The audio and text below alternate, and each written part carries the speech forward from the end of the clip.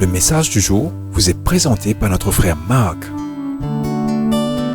Salut, chers bien-aimés de notre Père Céleste. Nous continuons notre message où se dirige votre vie. Bien-aimés, lorsque Dieu nous invite à adorer, lorsque nous sommes obligés d'adorer, ce n'est pas simplement quelque chose que nous faisons avec nos voix ou nos instruments un dimanche matin. C'est l'orientation de votre vie.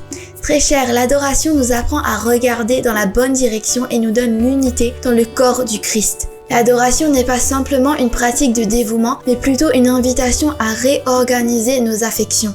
C'est ainsi que nous commençons à rediriger correctement notre attention.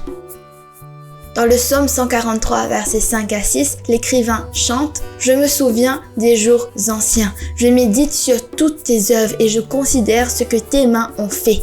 J'étends mes mains vers toi. J'ai soif de toi dans une terre desséchée. » Très cher, je vous en prie, souvenez-vous de qui est Dieu.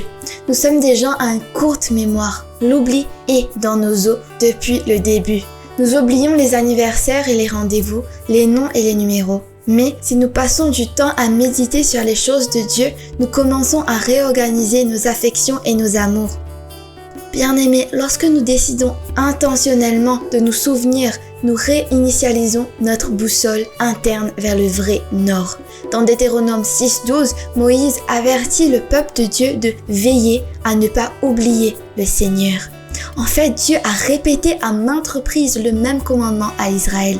Bien-aimés, lorsque nous nous souvenons et méditons sur qui est Dieu, ce qu'il a fait et ce qu'il va faire, nous pouvons ajuster la direction de notre vue. Il est presque impossible de méditer sur la miséricorde et l'amour de Dieu tout en méditant sur cette personne que vous détestez. Il sera difficile de mâcher ces ragots ou ces gros titres effrayants si vous pensez et méditez également sur la souveraineté, l'omnipotence et la justice de Dieu. Très cher, l'argent devient moins un objet lorsque nous passons plus de temps à penser à la provision et à la bonté de Dieu qu'aux chiffres sur le compte bancaire.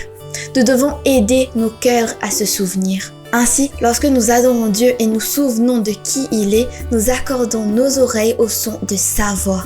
Lorsque nous commençons à écouter l'Esprit, nous pouvons commencer à voir à quoi pourrait ressembler une vie orientée vers Dieu. Ésaïe 30:21 nous rappelle que nous avons la voix de l'instructeur qui nous dit « Voici le chemin, marchez-y lorsque vous vous tournez à droite ou à gauche. » Grâce à l'œuvre de l'Esprit, les Écritures prennent vie. Le fruit de l'Esprit commence à croître. Le péché devient désagréable à mesure qu'il perd sa saveur. La grâce de Dieu devient plus douce. L'œuvre de Dieu dans votre vie intérieure devient plus visible. Que Dieu vous bénisse tous, alors que vous dirigez votre vie dans sa direction.